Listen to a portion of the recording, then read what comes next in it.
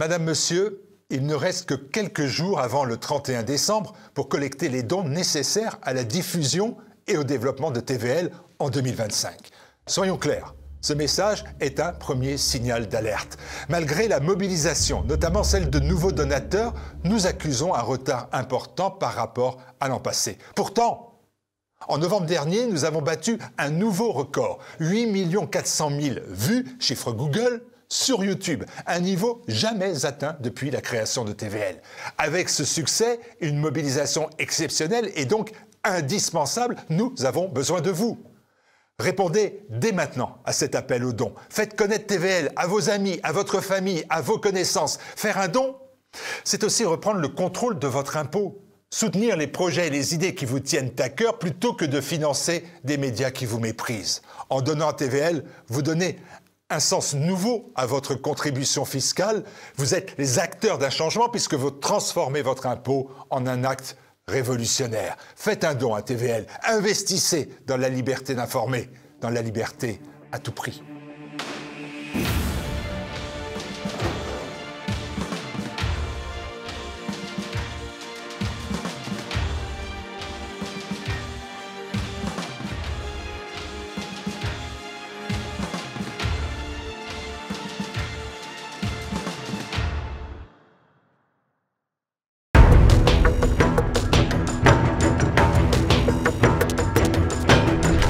Bonjour et bienvenue dans notre Zoom aujourd'hui en compagnie de David Engels. Bonjour monsieur. Bonjour, merci pour l'invitation. David Engels, vous êtes l'auteur de plusieurs ouvrages sur la crise identitaire européenne, le déclin, Rénovatio Europa, et vous nous présentez la réédition de l'ouvrage Que voilà, que faire, vivre avec le déclin de l'Europe, publié à la Nouvelle Librairie, disponible sur la boutique en ligne. Je précise que c'est une réédition et qu'il a déjà été traduit dans plusieurs langues. Donc, que faire? Vous établissez une sorte de liste de conseils à ceux qui voudront bien vous lire, et vous commencez votre ouvrage avec Notre-Dame de Paris et l'incendie qui l'a ravagé. C'était le 15 avril 2019 déjà. Vous y voyez là le symbole de la fin d'une époque, celui de l'abdication de la France telle que nous la connaissions. Qu'est-ce qui, selon vous, a disparu ce jour-là dans les flammes ? Oui, tout d'abord, merci de ne pas pouvoir parler de ce livre. En effet, c'est une réédition, mais aussi une réédition révisée, augmentée, heureusement. Initialement, le livre était sorti en 2019, quelques jours après l'incendie de Notre-Dame, qui était un peu l'à-propos aussi de la préface qu'on a introduit in extremis dans la première version de ce livre. Puis entre-temps, ce livre, il a fait son chemin. Je l'ai traduit moi-même dans une version allemande où j'ai pu un peu déjà à ce moment-là l'augmenter, et je suis donc très content d'avoir la possibilité maintenant par la Nouvelle Librairie de réintégrer dans la version française initiale finalement ce qui s'était ajouté dans d'autres versions, de réviser un peu, d'augmenter certains points, de changer certaines choses et de donner ainsi au lecteur de nouveau la possibilité de lire ce livre qui était largement épuisé. En ce qui concerne Notre-Dame, on a utilisé ça à l'époque, mon éditeur et moi, vraiment d'un commun accord. On s'est écrit le soir même devant les flammes en disant ça doit être dedans, tellement c'est à propos par rapport à ce sujet, le sujet qui n'est pas un sujet politique. Dans mon livre, Que faire, justement, j'essaye de ne pas donner les réponses usuelles à la crise, voter pour un tel, changer telle institution, faire telle et telle loi. Tout ça est important. Tout ça, j'en ai parlé dans un autre livre qui est apparu cette année-ci aussi, qui s'appelle Défendre l'Europe civilisationnelle, qui est plutôt le volet politique, mais ici, la personne à qui s'adresse ce livre, c'est vraiment l'individu. C'est-à-dire, que peut-on faire en tant que personne amoureuse de notre civilisation, de notre patrimoine, de notre culture, de notre foi, qui est face à cette gigantesque machinerie de déconstruction de notre identité, qu'on ne pourra pas stopper telle qu'elle. On peut œuvrer, évidemment, politiquement, mais dans la vie de tous les jours, ça ne change rien. Et donc on voit très souvent chez des jeunes activistes, militants, cette volonté de faire tout à la fois, de lancer un parti, de faire un journal, de fonder une famille, d'avoir des enfants, d'aller à la campagne, d'avoir son potager. Et puis après 2-3 ans, ces gens sont épuisés, deviennent cyniques, laissent tout tomber. Donc là, ce livre qui, d'abord, s'adressait à moi-même, pour ainsi dire, quand je l'ai écrit, essaye plutôt de donner des conseils relativement clairs, relativement faciles, comment finalement dans la vie de tous les jours, comment on peut se comporter, comment on peut voir le monde, comment on peut concevoir son existence d'une manière relativement concrète et surtout qui puisse permettre en gros le matin à se regarder dans le miroir et d'avoir l'impression de vivre selon ses idéaux. Pour moi, c'est quelque chose qui, surtout dans la mouvance de droite ou des conservateurs ou des chrétiens, ou enfin je ne sais pas comment on veut appeler ça, manque beaucoup, c'est-à-dire les gens projettent le bonheur dans un genre de futur, on pourra juste être nous-mêmes si une fois on a le pouvoir, changer telle et telle chose, fait ceci ou cela, mais on n'est pas. Et ça, ce livre-là, il est plutôt un appel qu'avant de changer la société, ce qui est important, il faut d'abord se changer soi-même et devenir littéralement ce qu'on veut que la société devienne et de ne pas se cacher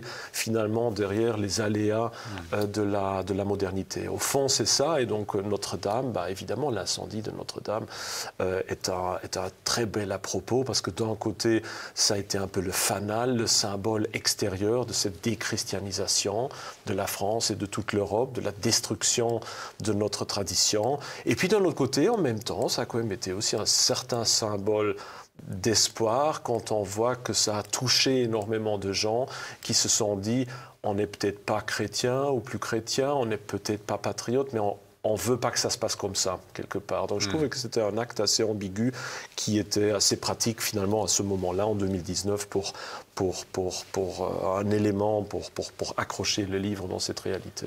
Alors, parmi les effets du déclin de l'Europe que vous constatez, vous dénoncez l'apparence de plus en plus totalitaire des États européens. Mais où voyez-vous une quelconque forme de totalitarisme dans les démocraties européennes ?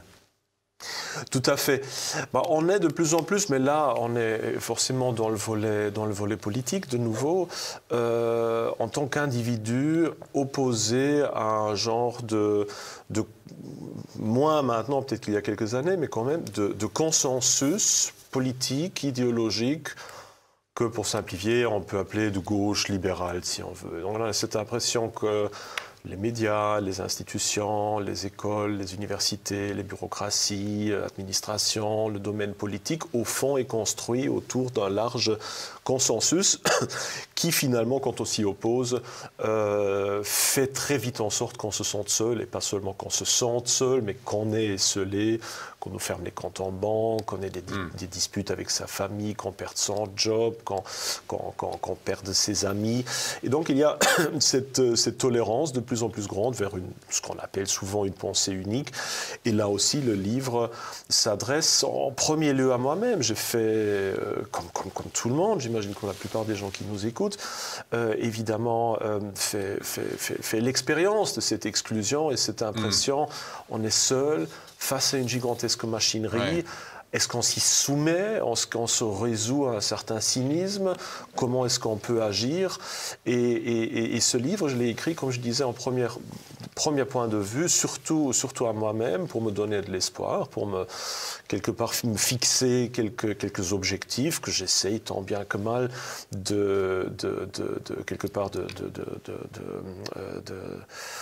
d'accomplir. Quand vous allez sur le personnel, David Engels, on ressent en lisant votre ouvrage qu'il y a eu, et vous le dites un petit peu, une espèce de solitude, même dans votre cercle proche. Et vous dites parfois, quand on affirme ses convictions, on peut se reprendre des remarques genre t'es réactionnaire, t'es populiste, t'es fasciste. Comment vous réagissez face à cela ? Moi, j'ai le défaut d'être assez brutalement honnête. Si on veut, en tant que Belge, j'ai une certaine tendance à la diplomatie quand même, au compromis, mais dès qu'il s'agit de quelque chose d'essentiel, je ne suis pas très bien pour faire de la taquilla. Hein. Je réponds comme je le sens. D'ailleurs, je parle à mes amis exactement comme je parle ici ou comme j'écris quelque part. J'essaye autant que possible d'être relativement entier. Et c'est sûr que forcément, alors on est lancé dans des discussions interminables avec des gens. On a l'impression de parler face à la TV, TV officielle, et d'entendre les choses que grosso modo l'interlocuteur a écouté le soir avant. Donc très souvent, on a cette impression que le simple langage ne suffit pas, qu'il s'agit aussi d'expériences qui sont parfois difficiles. De prise de conscience. De prise de conscience. Vous l'avez eu, cette prise de conscience, et vous pensez qu'une prise de conscience beaucoup plus générale, peut-être qu'au moment du Covid, on a assisté à une certaine prise de conscience d'un certain nombre de personnes en France et peut-être même dans le monde, qu'est-ce qui pourrait servir d'électrochoc en quelque sorte pour faire prendre conscience des problèmes aujourd'hui en Europe? Les gens restent vissés à ce qu'on leur raconte à la télévision, sérieusement, quoi. Tout à fait. Bon, c'est évidemment aussi une certaine génération encore qui regarde la TV. Je crois que là, pour les jeunes, de toute façon, il y a des autres moyens de communication. Mais ce qu'il faut savoir aussi que moi, en même temps, je suis relativement déterministe dans ma vision de l'histoire. Je suis fort influencé par Oswald Spengler, dont je viens d'ailleurs de sortir aussi un petit livre, justement, en même temps que celui-là, également à la Nouvelle Librairie, l'Institut Iliade. Et Spengler, tout comme Toynbee, tout comme Giambattista Vico, tout comme d'autres, croyait que les civilisations étaient mortelles, forcément, évoluaient plus ou moins en parallèle au niveau des différentes phases, et que surtout, la civilisation européenne s'approche tout doucement de sa fin. Ce qui veut dire qu'un éveil collectif, un genre de sursaut avec un genre de nouvelle renaissance au nouveau Moyen-Âge, ce qui serait encore mieux d'un certain point de vue, n'est pas réaliste. Certes, il y a certains points, vous avez nommé le Covid par exemple, où il peut y avoir certains sursauts globaux, mais je crois qu'il va être très difficile de ramener une majorité des Européens, et encore, qu'est-ce que représentent encore des Européens aujourd'hui dans l'Europe telle qu'elle, à certains sursauts, parce que le problème c'est que ce sursaut, vous dites que ce sursaut, ça passe d'abord par faire le deuil de l'État, en tout cas de ce qu'on attend de l'État, et aussi le deuil de la démocratie représentative. Vous pensez qu'on doit jeter le bébé avec l'eau du bain, ou faire table rase du milieu dans lequel on évolue depuis, moi, j'ai 40 ans, depuis 40 ans. De nouveau, là, on est dans un aspect très politique, évidemment, hein, le livre s'adressant aux individus.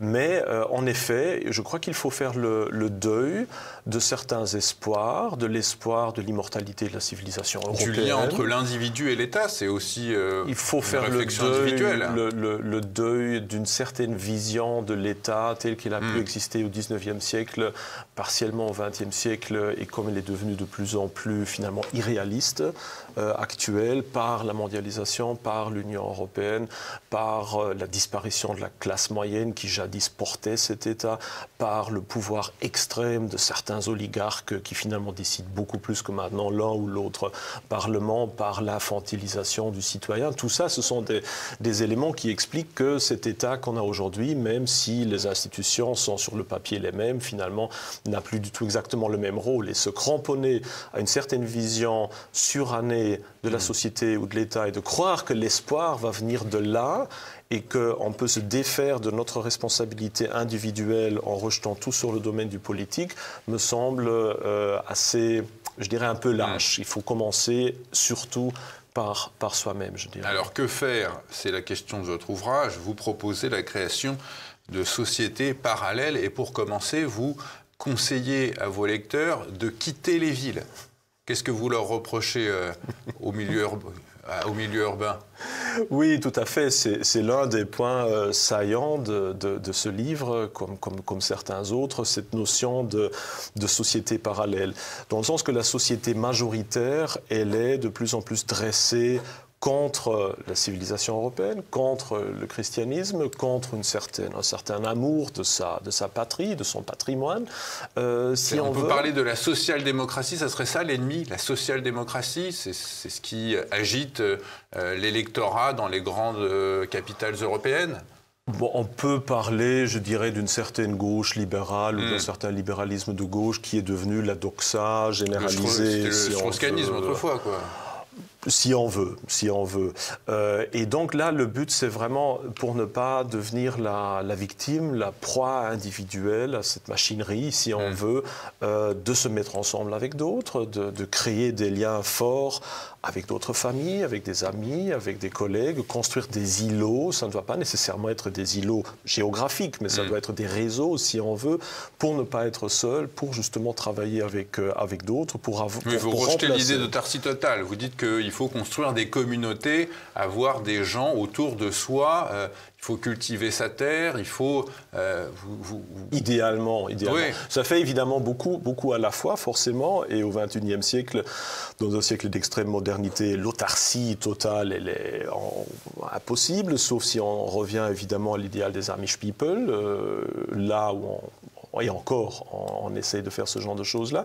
Mais en tout cas, c'est vraiment de construire des petites sociétés résilientes qui pourraient faire face à la crise qui devient de plus en plus grande et être aussi un système de solidarité face à cette oppression qui devient de plus en plus grande. En ce qui concerne les villes, là aussi, dans le livre, je dis que libre à chacun, évidemment, de prendre ses décisions. Je serai le dernier à condamner ceux qui restent encore, finalement, dans les grandes villes pour y maintenir une certaine présence d'un certain amour pour notre civilisation. Mais il est sûr que, disons, stratégiquement, quelques petites familles, quelques groupes dans un village, dans une région, ont beaucoup plus de poids que d'être dilués quelque part au milieu d'un Moloch comme Paris. Et puis c'est sûr que pour avoir des enfants, pour les élever dans un environnement relativement sain, c'est sûr que l'extérieur des villes, donc la campagne, offre plus de possibilités. Et puis très concrètement, nous en parlions dans les coulisses d'ailleurs, la crise Covid, tout comme les émeutes récentes d'ailleurs en France, ont montré très bien comment ces villes pouvaient assez vite devenir des prisons et qu'il valait mieux déjà penser que ce genre de choses-là va certainement se reproduire et qu'il faut se préparer. Et cette fracturation que vous constatez dans les grandes métropoles d'Europe, vous dites qu'elle joue au fond le jeu des grandes entreprises. Expliquez-nous ça. Les grandes entreprises, là je fais surtout référence à ce terme de socialisme de milliardaire que j'utilise depuis quelques années pour décrire finalement le système de notre société où on a d'un côté quelques milliardaires extrêmement riches, des oligarques, que ce soit Zuckerberg, que ce soit Elon Musk, que ce soit George Soros, que ce soit Bill Gates, etc. Donc des gens qui à eux tout seuls ont beaucoup plus d'influence que le chef d'État de la Slovaquie par exemple, donc qui sont vraiment pour ainsi dire les nouveaux Césars de ce monde. Et puis de l'autre côté on a une population qui est en effet de plus en plus paupérisée, qui est de plus en plus fragmentée, avec une classe moyenne qui a disparu. Et c'est relativement clair, évidemment, pour ce système-là, il a le plus à craindre d'une classe moyenne forte, patriotique, qui puisse asseoir ses droits démocratiques, alors qu'une large masse qui est occupée à se disputer sur des conflits ethniques, religieux, individuels, qui pensent qu'à la consommation, qu'à l'hédonisme, qui n'est pas vraiment très bien cultivé, c'est sûr que c'est beaucoup plus facile de régner là-dessus, d'exploiter ça comme base de son propre pouvoir qu'un autre système. Donc finalement, ce libéralisme outrancier qui finalement a pris le pas sur la notion de liberté au sens propre. Oui, c'est comme ça qu'on pourrait très bien le formuler. Comment on a glissé de l'un à l'autre de cette idée de liberté qu'on avait en France encore jusque dans les années 60 à ce libéralisme outrancier aujourd'hui? Oh, c'est une évolution qui remonte très loin. Finalement, tout ça n'est pas même le wokisme actuel n'est pas un accident de parcours. Je veux dire, on peut remonter de plus en plus dans le passé. Aujourd'hui, on a le wokisme. Le wokisme, il est fondé dans les écoles intellectuelles aussi de 68. Ces écoles-là, elles sont enracinées en grande partie aussi dans une pensée marxiste, ou en tout cas matérialiste. Le matérialisme, lui, il est enraciné très profondément dans les Lumières, si on veut, dans le XVIIIe siècle. Les Lumières seraient impensables sans la Renaissance et l'humanisme qui balaie Dieu finalement pour mettre au centre l'homme en tant que mesure de toutes les choses. Donc quelque part, ce qu'on a aujourd'hui n'est pas un accident de parcours, c'est la culmination d'une tendance centenaire, mais qui néanmoins, je crois, aujourd'hui atteint son point de basculement où il se met soi-même à l'absurde. Ça peut être une chance d'un côté, mais en même temps, ça va provoquer une crise assez monumentale, car l'homme européen, il va être face au vide, sa croyance en l'absolutisme de la raison, de l'humanisme est en train de devenir absurde. Le christianisme en tant que tel est loin d'être compris par les foules et loin d'avoir l'adhésion. Donc il y aura un vacuum assez phénoménal qui va être là et qui va être le terreau, évidemment, pour toute une série de crises et d'affrontements pour la seule chose qui reste encore, c'est-à-dire le pouvoir. Alors, vous déplorez aussi la perte de la foi dans votre ouvrage et vous encouragez à au moins montrer du respect pour le christianisme et à ce qu'on appelle la mystique chrétienne. Qu'est-ce que ça recouvre, cette notion ? Moi-même, comme j'imagine l'auditeur le sait, je suis chrétien, je suis catholique, mais le chemin pour arriver là n'a pas toujours été facile. Même si je suis aussi d'origine catholique, mais le fait de retrouver finalement cette foi en moi-même, de la comprendre, a été une évolution difficile. Ce livre-là en témoigne.